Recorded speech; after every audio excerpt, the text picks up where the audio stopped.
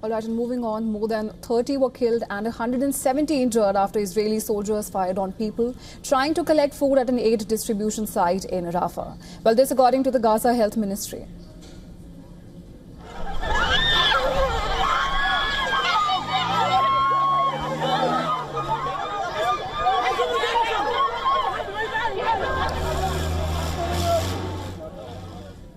Residents and medics said that Israeli soldiers fired from the ground at a crane nearby that overlooked the area, and a tank opened fire at thousands of people who were en route to the aid distribution site. However, Israel denies it. In a statement, Israel's military said an initial inquiry indicated that soldiers had not fired on civilians while they were near or within the aid distribution site. Gaza Humanitarian Foundation, GHF, which is a US-backed entity backed by the US and Israeli governments, also said that food was handed out without incident and there were no deaths or injuries.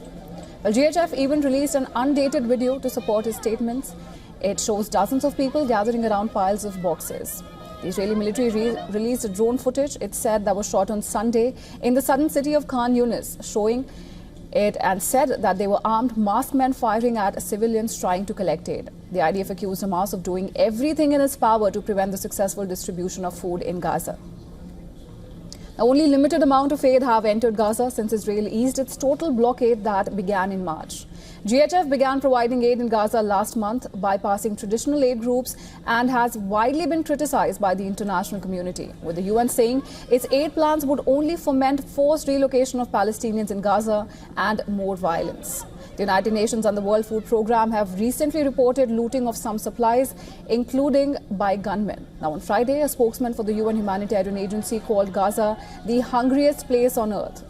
International NGO Freedom Flotilla Coalition, the FFC, left the Italian port of Catania on Sunday to travel to Gaza to deliver humanitarian aid after a previous attempt failed due to a drone attack on its ship in the Mediterranean. The crew volunteers, which includes climate activist Greta Thunberg, had set sail on the Madeleine, carrying what the group called limited amounts, though symbolic, relief supplies. Nearly 20 months into the war, negotiations for ceasefire and hostage release deal have failed to produce a breakthrough. Now, since the last brief truce collapsed in March, Israel has intensified its operation to destroy Hamas. In the latest, the Palestinian group has said that it's ready to immediately hold a fresh round of negotiations to reach an agreement on the points of contention. Well, this after its response to a US-backed proposal became a subject of criticism.